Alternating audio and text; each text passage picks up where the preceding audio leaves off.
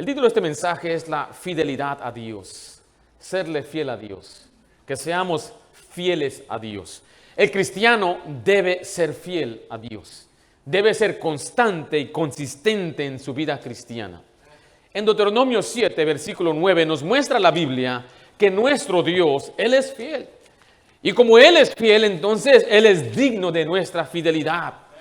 Si Él es fiel a nosotros, siendo el Dios mismo, cuánto más nosotros, siendo salvados por Él, deberíamos ser fiel a Dios. En Deuteronomio 7:9 dice la Biblia de esta manera: conoce pues que Jehová tu Dios es Dios. ¿Dios qué dice ahí? Dios fiel, que guarda el pacto y la misericordia a los que le aman y guardan sus mandamientos hasta 1000 generaciones. Note que Él es fiel. En 1 Tesalonicenses 5:24, Pablo nos escribe algo muy parecido. Dios, el que nos llama, es fiel. El llamado de Dios es fiel. Él es fiel, por lo tanto, le repito, usted y yo debemos ser fiel a Dios. Ahí en 1 Tesalonicenses 5, versículo 24, la Biblia dice de esta manera: fiel es el que os llama, el cual también hará. La palabra fiel es una persona que está firme en sus ideas, obligaciones y afectos, sin importar las adversidades. Y cada creyente debe ser firme, constante en su obediencia a Dios. Esto es ser fiel a Dios. A Dios le interesa mucho la fidelidad. Samuel, dice la Biblia, fue un profeta fiel de Dios. José fue el segundo después de Faraón, pero fue fiel. Esther lo arriesgó todo por ser fiel a Dios. Jeremías fue el fiel profeta de Dios desde su juventud. Y Daniel también fue un siervo fiel. A Dios le interesa la fidelidad. En 1 Timoteo capítulo 1, versículo 12, nos dice la Biblia que para servir en el ministerio se requiere que sea fiel. Se requiere una persona que sea firme en sus obligaciones, su convicción hacia Dios. Dice 1 Timoteo 1:12, doy gracias al que me fortaleció, a Cristo nuestro Señor, porque me tuvo por fiel poniéndome en el ministerio. En Hechos 11:23 se nos exhorta a mantenernos fieles al Señor. Sea fiel, leal, constante y firme hacia el Señor en su relación con Él, su comunión con Él, su servicio a Él. En Hechos 11:23 dice la Biblia, cuando llegó, vio la gracia de Dios, se regocijó y exhortó a todos que con propósito de corazón permaneciesen, ¿qué cosa? Fieles al Señor. Qué importante es que seamos fieles a Dios. Ser fiel a Dios más que ser fiel al mundo. Más que ser fiel a un ser querido, más que ser fiel a un trabajo, más que ser fiel a un pasatiempo, a un sueño personal, es importante ser fiel a Dios. Dios quiere y requiere fidelidad. No solamente la ordena, no solamente Él la pide, sino que le debería de hacer del corazón. Él es fiel. Por lo tanto, yo debería ser fiel a mi Dios. Él es digno de mi fidelidad. Él es digno de mi vida. Él es digno de mi afecto, de mis sueños, de mi talento, de mi tiempo, de mi tesoro. Él es digno de todo. Él es digno de mi fidelidad. Que el creyente sea hallado fiel. Cuando lleguemos un día al Señor, las palabras que nos va a recibir, que diga, buen siervo y fiel. Que Él diga, fuiste fiel en la tierra. Fuiste fiel cuando eras un ser humano en la carne. Fuiste fiel a través de la adversidad. Fuiste fiel antes de serle fiel a cualquier otra cosa. Es más, el creyente debe romper compromisos con el mundo para ser fiel a Dios. Es lo que muchos cristianos tienen que determinar y resolver en su vida. Dios es primero. Él es digno. Él es mi Dios, mi creador. Él es el alfa y es el omega, el principio y el fin. El que es, el que era y el que ha de venir. El todopoderoso. Él es digno de mi fidelidad. Hay muchos cristianos que batallan con este asunto de ser fiel a Dios. Gracias a Dios por sus promesas, que aunque seamos infieles, Él permanece fiel. Pero yo no quiero que mi Dios siempre esté constantemente teniendo que redarguirme y tener que siempre estar ahí azotándome y tener que disciplinarme porque yo no soy fiel. Y yo no lo hago, no quiero hacerlo por temor ni miedo a las consecuencias, sino porque el amor de Cristo me impulsa a ser fiel. Nuestro Dios es digno de fidelidad. Regresa a Lucas 2, vemos aquí un ejemplo de una mujer que fue fiel a Dios. Y yo no quiero de poner en bajo ninguna manera a las mujeres, pero Dios espera más a los hombres que sean fieles que las mujeres. Dios le pone unas expectativas más altas a los varones en su fidelidad. Pero aquí, para vergüenza de muchos de nosotros, una mujer nos va a dar ejemplo de fidelidad. Gracias a Dios por las mujeres fieles. Gracias a Dios por las mujeres que aguantan y ellas perseveran y ellas se mantienen fieles. Muchas hermanas a veces vienen a la iglesia sin esposos porque el esposo no quiere, el esposo es testaduro, no quiere seguir a Dios. Y gracias a esas hermanas que son fieles y fieles por su fidelidad, un día su esposo estará aquí. No digo que todas son igual ni todos los hombres, hay hombres fieles también. Hay hombres que han rompido compromisos, hay hombres que han dejado carreras por servir al Señor, hay hombres que han dejado todo absolutamente. Pero aquí vemos a una mujer llamada Ana, que a pesar de muchas dificultades, ella fue fiel. Y fue fiel a pesar de su edad, a pesar de su soledad. Ahora, ¿es usted fiel a Dios? ¿Es usted firme en las cosas de Dios?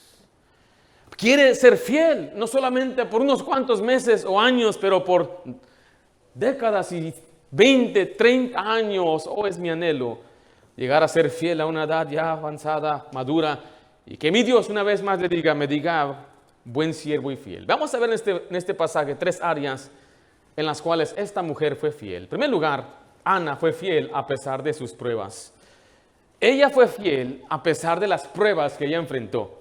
Porque muchos cristianos cuando enfrentan pruebas dejan de ser fieles. Cuando todo va bien es fácil seguir a Dios. Es fácil sonreír, es fácil venir con alegría, es fácil hacer todo. Pero cuando vienen las pruebas, ahí es donde se muestra la verdadera marca de fidelidad.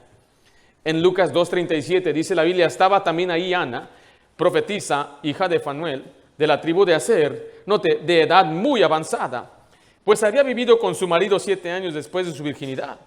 Y era viuda hacia 84 años. Y no se apartaba del templo, sirviendo noche y de día con ayunos y oraciones. Ahora, la palabra prueba es todo tipo de problemas o tribulaciones que interrumpen una condición normal de paz, comodidad, gozo y felicidad en la vida de una persona. Cualquier cosa que le robe el gozo, le interrumpa su paz, esa es una prueba. Pruebas emocionales, de trabajo, de salud, de familia. Note la prueba de esta mujer, tenía una edad muy avanzada. Versículo 36 dice una vez más, estaba también ahí Ana, profetisa, hija de Fanuel de la tribu de Aser, de edad, ¿qué dice? Muy avanzada. Era fiel a pesar de tener una edad muy avanzada. ¿Cuántos años tenía esta mujer? Note su edad en el versículo 37. Estaba también allí Ana, profetisa, hija de Fanuel de la tribu de Aser, de edad muy avanzada, pues había vivido con su marido, note, 7 años desde su virginidad. Y era viuda hacia 84 años. Mire su edad. Había sido viuda por 84 años. ¿Sí están mirando ahí? Vivió solamente 7 años con él. ¿Cuántos años pasaron entonces desde que se casó hasta este tiempo? Dice ahí, 93 años. Entonces no nos dice cuándo se casó. Depende de la edad que se haya casado. Yo no sé a qué edad se casaba en los tiempos de Jesús. Entonces podemos suponer que ella tenía entre 108 años a 113 años. La semana pasada le pregunté a un muchacho cuántos años tenía en la congregación. ¿Cuántos años tienes? Me dijo 13 años. Dije, ¿cuánto quieres vivir? Dijo 50. Y al lado de él estaba su pastor. Le dije, ¿y usted, hermano, cuántos años tiene? 50. Hermano, este ya es su último año, le dije. 113 años. Vamos a ponerle medio 110 años. Esta mujer era fiel a Dios a pesar de su edad. En Salmo 39:4, quiero que vea lo que dice la Biblia acerca de el ser humano y de su cuerpo. Y muchos jóvenes no comprenden esto, se sienten bien y caminan y corren, se caen, se levantan. Pero hay otros jóvenes muy víctimas a los 25 y a todo les duele. Yo nunca he comprendido eso. Me duele la espalda, me duele esta, que a mí no me dolió nada hasta que cumplí como 36 años, cuando empezó a doler algo. Me paré muy rápido, ¡ay! Pero antes yo no tenía nada de eso. Ahora para hacer ejercicio, para jugar un deporte, tengo que calentarme primero. Ahora, como usted se nota, ¿no? Pues que hago ejercicio y todo, y yo hago esas de las barras, así, pero con pesas, me las cuelgo así. Pero yo no sabía que ya mis tendones no aguantan. Tenía que calentar y se me inflamaron los tendones, los dos. Tengo tendonitis. Nunca se te quita eso. Entonces ahora para hacer ejercicio tengo que calentar primero, que corra la sangre. Tengo que correr unos 5 o 10 minutos para que pueda hacer el ejercicio sin que me lastime. Así pasa en la edad, hijo. Todavía somos jóvenes, no se preocupe. Dice versículo 4, Salmo 39, hazme saber, Jehová, mi fin, y cuánta sea la medida de mis días. Sepa yo ¿qué dice? Frágil soy. He aquí, diste a mis días término corto, y mi edad es como nada delante de ti. Ciertamente es completa vanidad todo hombre que vive. Note que dice que la vida es frágil, soy frágil. Ayúdame a reconocer qué tan frágil es la vida. ¿Sabes lo que estoy diciendo con esto, mi hermano, mi hermana? Es que Dios sabe que usted está pasando o vamos a pasar por tiempos en donde nuestra salud va a decaer. En 2 Corintios 4:16, se lo voy a leer, dice, por tanto no desmayamos antes, aunque nuestro hombre exterior se va desgastando. El cuerpo exterior se va acabando, se va desgastando. Empieza las arrugas, empieza a caerse el cabello. De aquí veo algunos brillosos por ahí. Todos nosotros, hermanos. Me decía un hombre que me consiguió un polvo negro y se pinta el coco negro y no se ve y parece que tiene. Dije, sácate de aquí. Yo estoy contento, yo estoy feliz, yo estoy satisfecho. Si Dios quiere que se me caiga, es parte de la vida. Este mundo no quiere esto, quiere arreglos y quiere cirugías y arréglate la quijada, la nariz y las orejas y jálate la piel. No, hermano, hay que abrazar la edad avanzada. Es parte de la vida. Dice la Biblia, delante de las canas te levantarás. Y si no tienes canas, hijos, las pintaste. Vienen enfermedades. El hombre exterior se va desgastando. El proceso de la muerte comienza desde nuestra concepción. Escuche esto, nuestros cuerpos comienzan a declinar aún desde la juventud. El crecimiento óseo de los huesos cesa a los 14 años para las mujeres y los 19 para los varones. La fuerza muscular, o sea, la capacidad de los músculos, comienza a declinar a los 18 años para las mujeres y a los 28 años para los varones. Aún nuestros cerebros dejan de crecer a los 12 años y comienzan a perder unas 10,000 células cada día. Esas células se recuperan si usted usa su cerebro, si lo ejercita. Si lo usa para leer, hacer crucigramas, para pensar, jugar ajedrez, si su trabajo requiere que piense, usted está ejercitando su cerebro, pero si no, pues se está oxidando. La verdad es que la corrupción del pecado finalmente va a triunfar y la mayoría de nosotros tendremos dolencias, enfermedades que nos van a llevar a la muerte.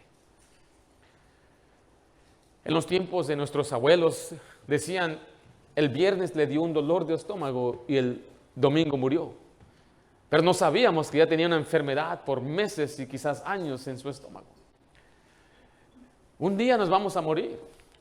Nuestro cuerpo va desgastándose cada día. Es una realidad que tenemos que reconocer. Pero esta mujer, a pesar de su edad, ella fue fiel a Dios. 110 años, fiel a Dios. O sea que no vamos a poner pretexto de decir, ya no me siento bien, fiel a Dios. A pesar de lo que nos venga, a pesar de lo que nos pase, tenemos que seguir siendo fiel a Dios. Empezamos a declinar nuestra vista, nuestros huesos, nuestras fuerzas, nuestra energía. Seguir siendo fiel a Dios, a pesar de las pruebas. Pero nota también allí en Lucas 2:37, que no solamente tenía una edad muy avanzada, sino que era una viuda. Esta era una gran prueba. Yo me imagino más grande que la de salud. En Lucas 2:37 dice la Biblia, y era viuda hace 84 años. Supongamos que ella se casó, quizás a los 15 años, supongamos. Vivió con su esposo por solamente ¿cuántos años? 7 años. Entonces, ¿a qué edad se murió su esposo? Cuando ella tenía 22 años, y el cálculo es que tenía 15 años, y desde los 22 años ella fue una viuda. Hubo una tragedia, su esposo murió y hubo un abandono, porque las viudas no tenían recursos. Las viudas dependían de su esposo y de sus hijos. Una viuda era una carga en la Biblia. Se quedó sin ayuda, se quedó sin recursos, se quedó sin apoyo, quizás hasta desahuciada, sin esperanza. Pero ella se mantuvo fiel. ¿Cuántos años fue viuda? 84 años. 84 años. A pesar de esta tragedia que le vino a ella. Quiero que vea la reacción de otra viuda en Ruth, capítulo 1. Dice la Biblia que ella no se apartaba, Ana, del templo y servía a Dios a pesar de su tragedia. Las pruebas nos hacen fuertes o hacen que cuestionemos muchas veces a Dios. Aprenda esto, mi hermano, mi hermana, no cuestione a Dios. Puede preguntarle a Dios, pero no cuestione sus motivos. Dios siempre tiene buenos motivos. Y recuerde que estamos viviendo en un mundo caído con pecado y maldad. Todo esto es resultado del pecado. Todo lo que sucede en nuestra vida es resultado del pecado, ya sea nuestro o del diablo que anda como un león rugiente buscando a quien devorar. Es consecuencia de la maldad que hay en la tierra. En Ruth 1, versículo 20, vemos aquí una mujer llamada Noemí. Ella, en vez de servir a Dios en estos momentos, ella culpa a Dios cuando la tragedia vino a su vida. Dice, y ella le respondió, no me llames, ¿cómo? Noemí, que significa ¿qué? Placentera, feliz, alegre. Sino llámame Mara, que significa amargada, porque en gran amargura me ha puesto el Todopoderoso. Yo me fui llena con una familia contenta, alegre, con mi esposo y mis hijos. Pero dice, pero Jehová me ha vuelto con las manos que vacías. ¿Por qué me llamaréis Noemí? Ya que Jehová ha dado testimonio contra mí y el Todopoderoso me ha, ¿qué dice ahí? Afligido. Parece que le echaba la culpa ¿a quién? A Dios. Pero en realidad fue la culpa de ella y su esposo. Que ellos se apartaron de los caminos de Dios, se alejaron del refugio de la tierra prometida de Dios y se fueron a vivir entre la gente inconversa y pagana buscando lo económico y ese problema que ellos tuvieron.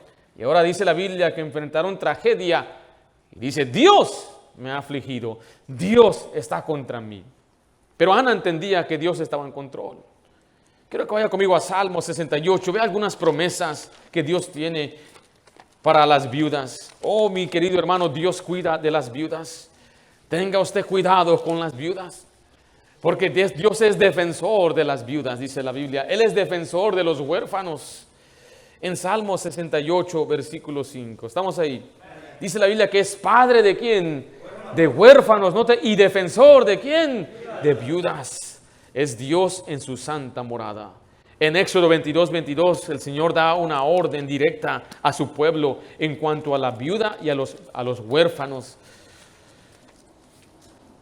Dice en Éxodo 22, versículo 22, de esta manera. Estamos ahí. Dice, a ninguna viuda ni huérfano que afligiréis. Vaya, Deuteronomio 27, 19. Yo me imagino a Ana aferrándose a estas promesas de Dios, que Dios es padre de huérfanos, Él es defensor de las viudas, Él cuida de ellas y aún Él es el que las ayuda aún cuando el mismo gobierno o el mundo va en contra de ellas. Miren la maldición que Dios promete a aquellos que se meten con las viudas. Estamos ahí. Deuteronomio 27, 19 dice, maldito el que pervirtiere el derecho del extranjero. ¿De quién dice ahí? Del huérfano. ¿Y de quién? Y de la viuda. Hay una maldición para el pueblo que diera una sentencia, un juicio en contra de una viuda, un huérfano, sin ser justo juicio. Maldito, dice la Biblia. Le voy a leer lo que dice Isaías 1. Usted vaya a Hebreos 13, 5, por favor.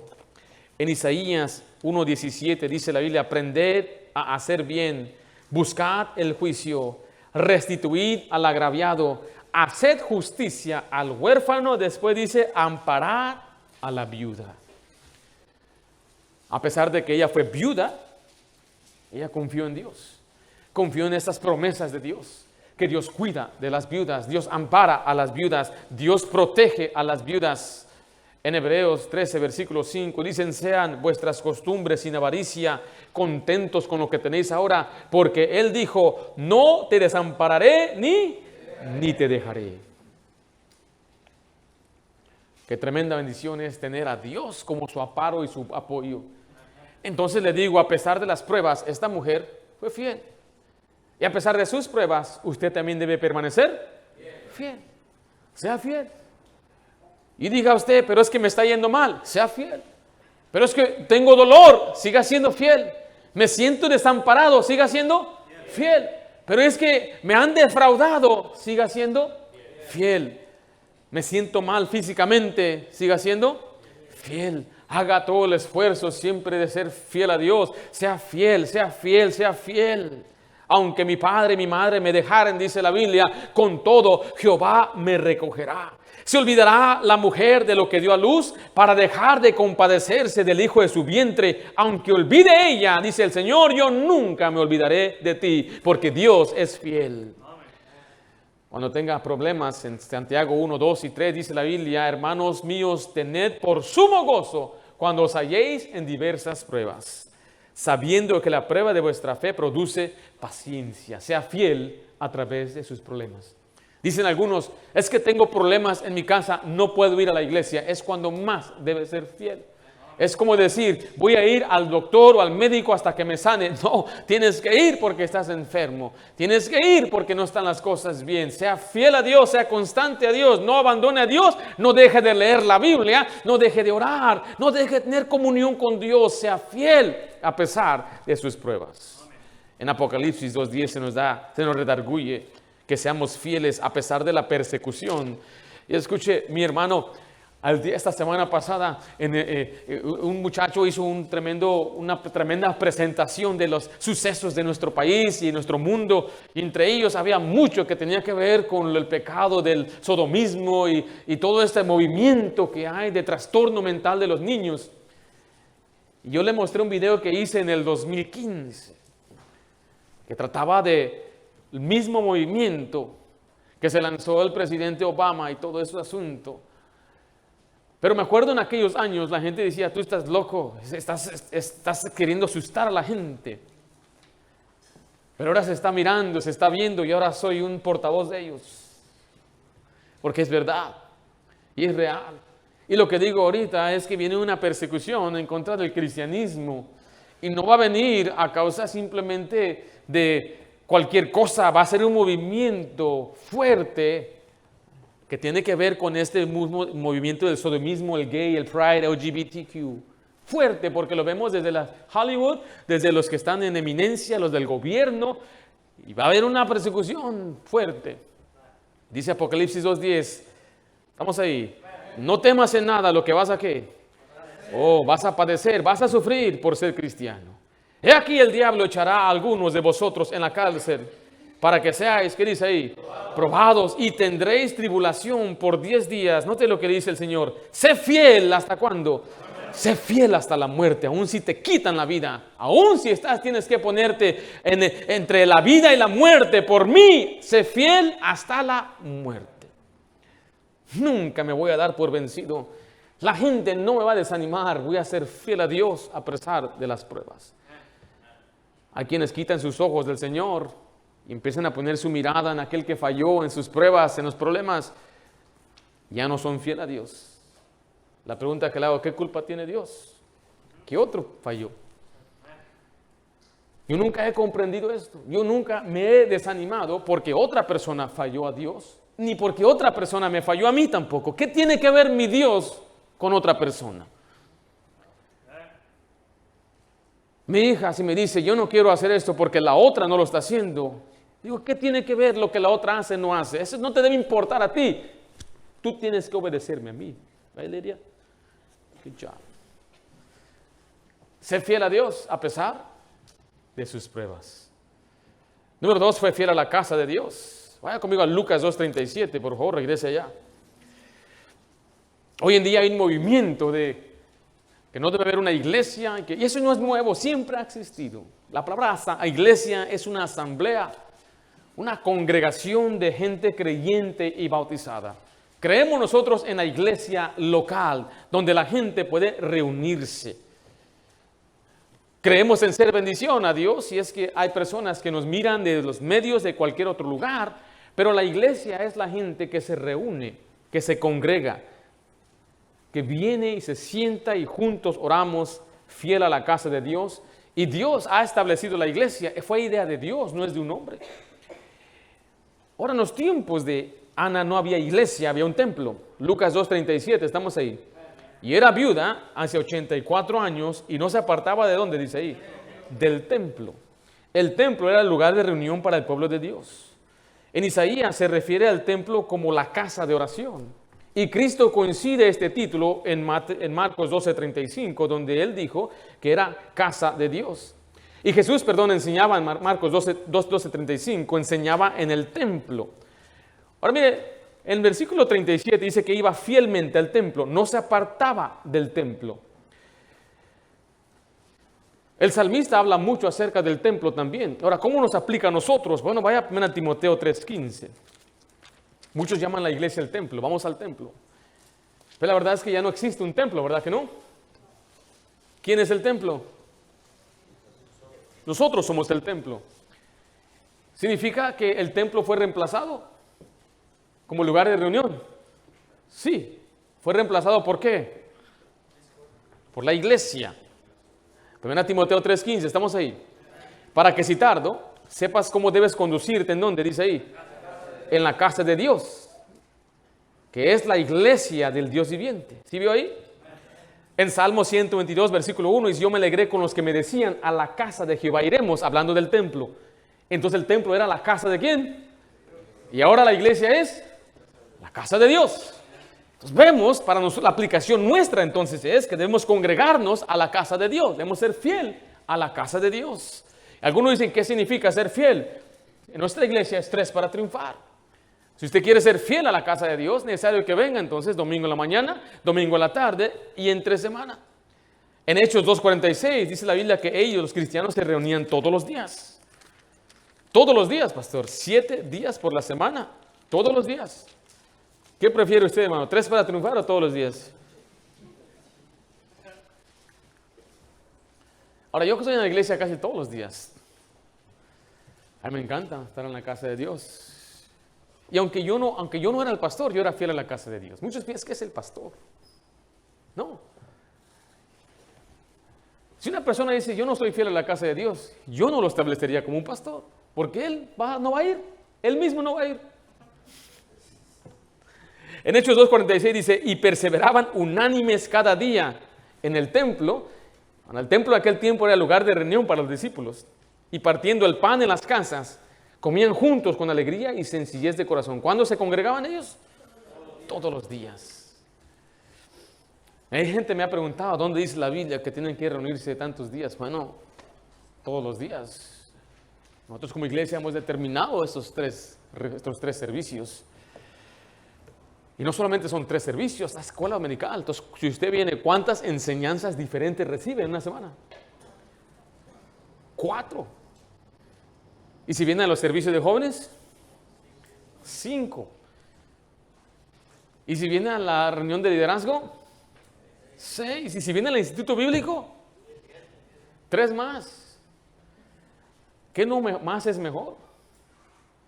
Ahora, nuestra iglesia, quiero decirle para que usted aprecie un poco de lo que hacemos aquí, es que damos estas enseñanzas, predicarle todo el consejo de la palabra de Dios, verso a verso entre semana también.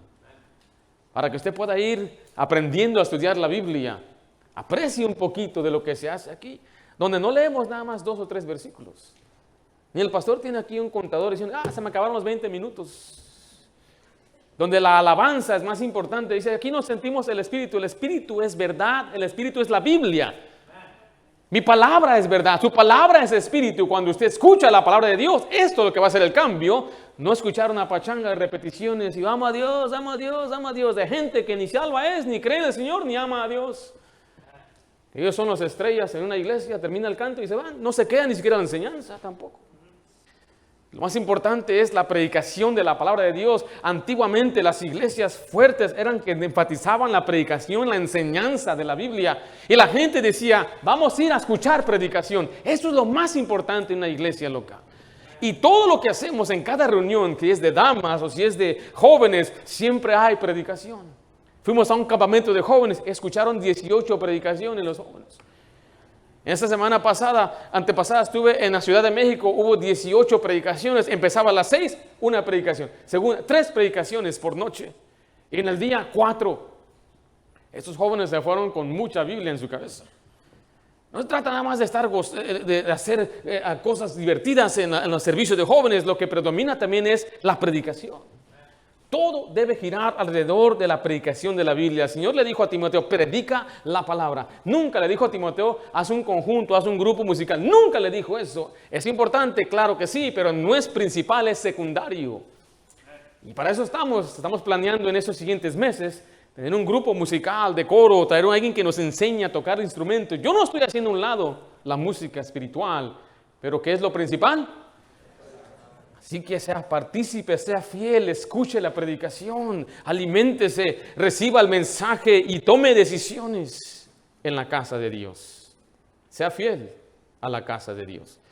En Lucas 2:38, mire, un día ella llegó al templo como cualquier otro día y ese día conoció a Jesucristo. Se encontró con el Salvador. Esta, presentándose en la misma hora, daba gracias a Dios y hablaba del niño a todos los que esperaban la redención en Jerusalén. Ella iba al templo todos los días y un día aparece un hombre llamado José con María y en sus brazos de María había un bebé y venían a presentarlo. Y un profeta que estaba allí señaló al niño como el Mesías.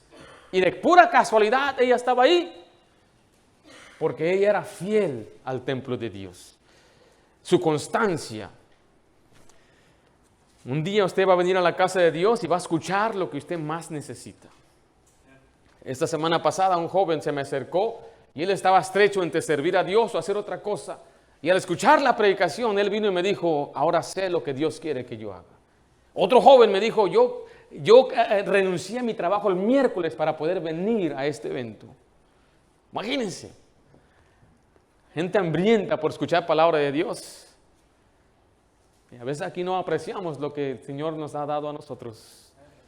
No hay un aprecio, ya está acostumbrado.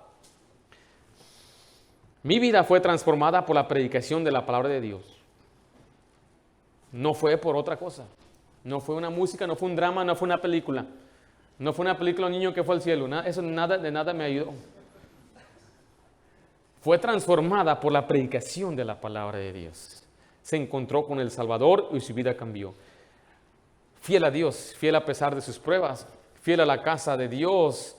Y número 3, fiel en su servicio a Dios. Fiel en su servicio a Dios. Lucas 2:37 dice, y era viuda hace 84 años y no se apartaba del templo, note, sirviendo de noche y de día con ayunos y oraciones. Dios es bueno y busca a cristianos que digan, yo quiero servirte. Y no se sientan, tengo que servir, tengo que ir a la iglesia. Algunos se emocionan y se inscriben en un ministerio, pero pasan las semanas y se les acaba esa emoción. Eso es muy común, eso yo lo he visto muchas veces. Y sienten como una presión. Algunos dicen, es duro ser cristiano, el ser cristiano me pesa. Tal vez se sienten forzados, tal vez vienen a la iglesia, pero sienten que es forzado. Tal vez viven separados del pecado, pero sienten que lo tienen que hacer forzado. Leen la Biblia, todo forzado. Quiero decirle que usted no tiene que hacer nada de esto. El cristianismo es mucho más, es un privilegio servir al Señor. Yo me siento privilegiado servir al Señor, la verdad, le digo de todo el fondo de mi corazón. Nadie me tiene que empujar, nadie me tiene que animar, nadie me tiene que recordar. Es un privilegio servir al Señor. Es un privilegio ser un cristiano. Y me siento gozoso, alegre, contento, satisfecho, cumplido, servir al Señor. Y yo lo quiero hacer toda mi vida. Quiero gastar mis energías para Dios, gastarme completamente para lo que Él ama. En Tesalonicenses 1:9 dice la Biblia que fuimos salvos para servirle.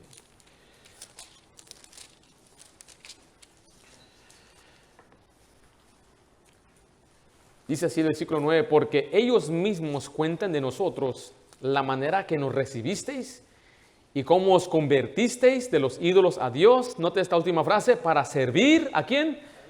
Al Dios vivo y verdadero. ¿Se acuerda a quién servía usted antes? A quienes servían a ídolos, literal. A quienes caminaban lejos y se arrastraban sirviendo a ídolos. Tenían una devoción.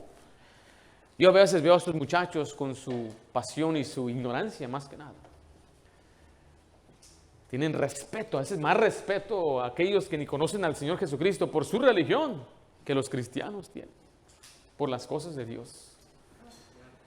Pero note que ellos se convirtieron de los ídolos a servir a un Dios vivo y verdadero. Le leo lo que dice Salmo 100, versículo 2. Servid a Jehová con alegría. Venid ante su presencia con regocijo. Si se va a servir a Dios, se debe servir con alegría. ¿Qué es alegría? ¿Con una sonrisa? Sí. ¿Debería el cristiano siempre estar sonriendo? Hasta cuando esté dormida ya.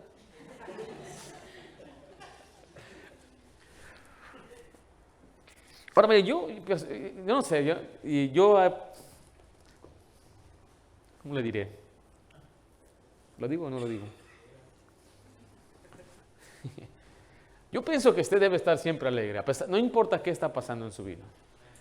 Yo sé que hay tiempos de tristeza, hay tiempos amargos, hay tiempos muy difíciles, pero echando mano a Dios, a mano a la vida eterna, echando mano a la oración, eso debe cambiar, ¿no?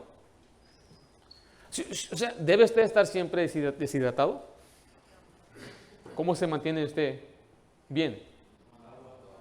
Sí es, pero si no toma agua, ¿qué va a pasar? Entonces, es lo que le estoy tratando de decir. Es que aquí vienen los problemas y usted tiene el agua para ir, llenarse de gozo, llenarse de paz. El Señor le da consuelo, el Señor le bendice. Pasa el tiempo, empieza otra vez a deshidratarse. ¿Qué debe hacer? Otra vez, ¿ves? O sea, por eso no hay excusa de decir, bueno, está pasando y a Dios que le fue mal. A todos nos va mal.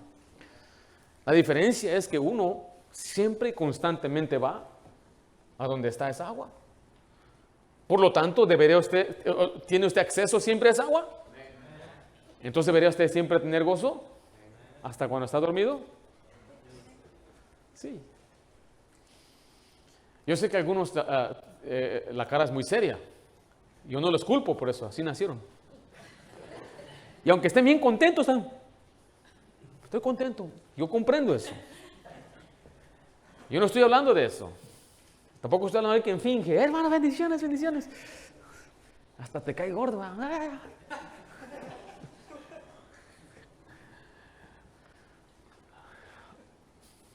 Alguien dijo que si el Señor tenía un sentido de humor,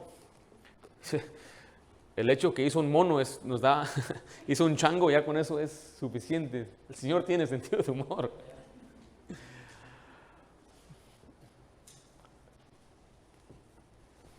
Servía personalmente, dice la Biblia. Servir a Dios con alegría. Versículo 37, y sirviendo de día y de noche con ayunos y oraciones. No todo el servicio a Dios es en una iglesia local. No todo servicio a Dios es una posición. Ella servía con oración, orando y ayunando. Eso es servir a Dios también, pedirle a Dios por otros. Por ejemplo, hay personas que físicamente quizás no podrían ir a evangelizar, pero pueden orar. ¿Sí me explico? Dios sabe. Hay personas que quizás no tendrán la habilidad de enseñar, pero pueden orar que el maestro sea usado por Dios. Había un predicador que unas ancianitas le decían, pastor, estamos orando por ti. Y aquel pastor se creía de un sentido muy dotado, decía, yo no necesito que ustedes oren por mí, ¿no has visto los resultados que Dios nos ha dado? ¿Cuánta gente recibe al Señor? Y, no, pastor, estamos orando por usted. Usted necesita las oraciones. Hasta que le entró esa convicción de que él necesitaba las oraciones de los demás.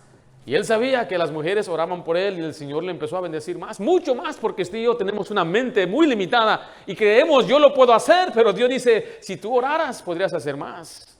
Si tú pides a Dios, Dios puede transformar.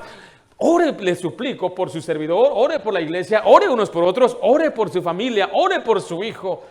Eso muestra un servicio personal a Dios. Pero también servía a otros. En el versículo 36 dice la Biblia que Ana era una profetisa. Profetisa significa una persona que enseña la palabra de Dios. En Proverbios 31:1 le voy a leer, dice: palabras del rey Lemuel, la profecía con que le enseñó su madre. O sea que el hecho de que era una profetisa no es que ella predecía el futuro, sino que era una maestra que enseñaba en Israel. Y había mujeres que tenían ese don de Dios de poder enseñar. Entonces ella servía a Dios enseñando a otros. Ahora sí vemos que sí tenía un don, una habilidad. Y usted debe usar ese don, habilidad que Dios le ha dado para servir a otros. Sea fiel a Dios en su servicio. No solamente eso, sino que habló a otros de Jesús. En Lucas 2:38 dice: esta, presentándose en la misma hora, daba gracias a Dios. Y hablaba de quién dice ahí, del niño, a todos los que esperaban la redención de Jerusalén.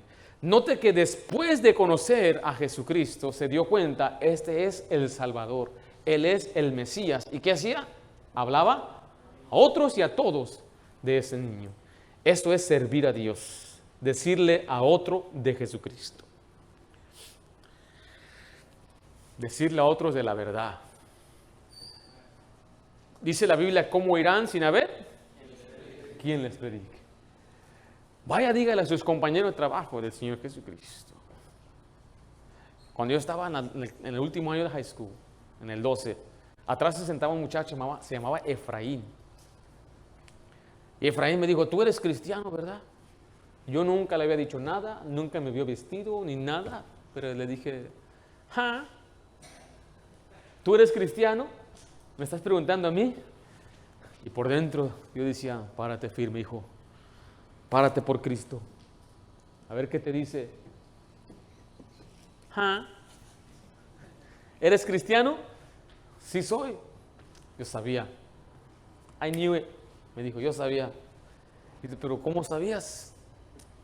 Dice: ¿cómo te vistes? Te vistió tu mamá, ¿verdad? Yo: ok, you got me. Le dije: me agarraste. Y es verdad. Y me hizo una pregunta. Dice: yo tengo una tía que es cristiana.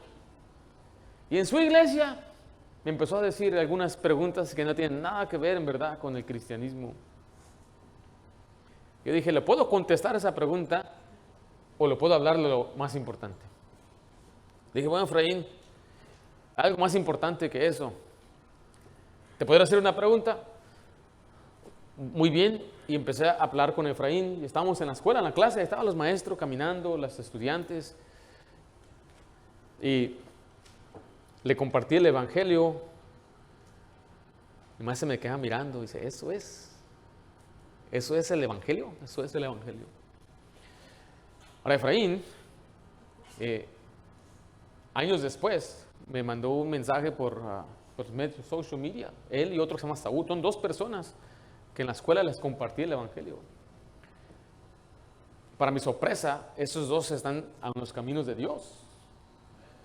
Efraín, allí le pregunté si él quería invocar el nombre del Señor. Y él me dijo, para mi sorpresa, que sí. Efraín era un bully, era un boxeador. Un día iba caminando al lado de él un muchacho y él le dio unos golpes al otro, la sangre me salpicó. Y dije: gracias a Dios que conozco a Efraín. Pero le voy a decir una cosa: yo no busqué decirle a Efraín nada.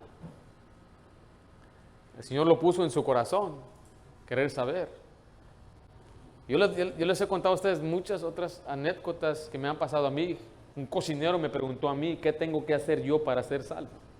Trabajaba yo en un banco, en un hotel, y él era el cocinero, y él me dijo: ¿qué tengo yo que hacer para ser salvo? La pregunta es si usted está listo, preparado para darle una respuesta a esa persona. Eso es servir a Dios. Mi trabajo no es convencerle y no es mi responsabilidad que él o ella crea. Mi responsabilidad es decirle la verdad. El evangelio es una forma de doctrina que una persona tiene que asentir y creer. Y yo solamente tengo que explicárselo. Y si el Espíritu Santo obra en su corazón y él cree, es obra de Dios y respuesta de él. No tiene nada que ver conmigo. Pero es nuestra responsabilidad servir a Dios al decirle a otros. En nuestra iglesia es lo más, de cualquier iglesia, esta es la misión. Si una iglesia es grande y da comida, esa no es la misión de una iglesia. Si alimenta, ayuda, esa no es la misión de una iglesia. Si tiene ayudas aquí o tiene programas para jóvenes y para niños y tiene hasta juegos y videojuegos, ese no es el propósito de una iglesia. La iglesia es un faro que brilla y alumbra, un faro ardiente que deja saber al mundo que existe un Salvador. Y es una iglesia que obedece el mandato de Dios, donde el Señor nos mandó ir por todo el mundo y predicar el evangelio a toda criatura. Esta es la misión que nos impulsa a seguir adelante. Me dijo un hombre, este es el medio de crecimiento de tu iglesia. Le dije, no, crezca o no crezca nuestra iglesia, vamos a evangelizar. Porque es un mandato de Dios. Dios nos ha mandado a hacerlo. Y Dios que exige y quiere que cada creyente se envuelva en la obra evangelística. Reciba al Señor gente o no. La gente crea o no. Venga o no. ¿Hasta cuándo? Decía Isaías. Hasta que no haya morador. Y lo confirma Pablo en Romanos 10. Vamos a ser fieles. Porque dice la Biblia, cuán hermosos son los pies de aquellos que anuncian las buenas nuevas. Note que dice que anuncian. No que obtienen resultados, porque les vuelvo a repetir, los resultados de quién son. Son de Dios, pero rogamos, pedimos, Señor, salva a esta nación, como Pablo se levantaba y decía, mi oración para Israel es para salvación. Y debemos orar, debemos ir, debemos invertir, debemos gastarnos y desgastarnos por la causa más grande, porque el Hijo del Hombre vino a buscar y a salvar lo que se había perdido. Que nunca se le acabe ese fuego a aquellos que salen a evangelizar. Y escucha, aquellos que no han ponido en práctica esto, es una parte crucial, importante de la vida cristiana. No solamente venir con nosotros, pero en cualquier lugar. Al carnicero, al peluquero, a su vecino, a su compañero, a su primo, a su prima, a su hermano, a todo mundo, déjele saber de Jesucristo. Eso es servir a Dios, eso es ser fiel a Dios. Esta mujer fue fiel a Dios a pesar de sus pruebas. Fue fiel a Dios, fue fiel a la casa de Dios. Y fue fiel a Dios en su servicio. Servía personalmente, servía a otros, pero también hablaba a otros de Jesús. ¿Cómo está su fidelidad? A base de lo que acabamos de aprender en esta mañana, ¿es usted fiel a Dios? ¿Habrá una prueba que le está alejando de Dios? ¿Habrá algo que lo está separando de la casa de Dios? ¿Está usted sirviendo fervientemente al Señor de forma personal, sirviendo a otros y predicándole a otros de Jesús? Espero que el Señor nos use para ser fieles a Él hasta que el Señor venga. Y le repito, que Él nos diga un día, buen siervo y fiel. Padre Santo, damos gracias por tu palabra y la bendición que nos das de reunirnos en esta mañana. Yo suplico, Padre y Señor, que tú sigas dándonos este fervor y ese amor de mantenernos fiel a ti. Gracias, Señor, porque tú eres fiel. A pesar de nuestra infidelidad, Señor, tú eres fiel, eres bueno con nosotros. Gracias, Padre. Yo ruego, Señor, que nos ayudes a tomar decisiones, que quitemos, Señor, cualquier cosa que nos impida hacerte fiel, que rompamos compromisos con el mundo y con cualquier hombre, si es que ese compromiso nos impide hacerte fiel a ti. Y, Señor, que sepamos que la lucha más grande que el creyente va a tener siempre va a ser en cuanto a su fidelidad a ti, en su servicio personal, en orar, en buscarte, en leer la Biblia, en servir a otros y en llevar el evangelio a los perdidos. Oh Señor, que nosotros como iglesia seamos obedientes a ti, Señor. Una iglesia que cumple con el mandato de ir y predicar el evangelio. Señor, ruego que tú fortalezcas a mis hermanos en medio de sus pruebas, sus tribulaciones, que sigamos siendo fieles a ti. Te lo pido en nombre de Cristo Jesús. Amén.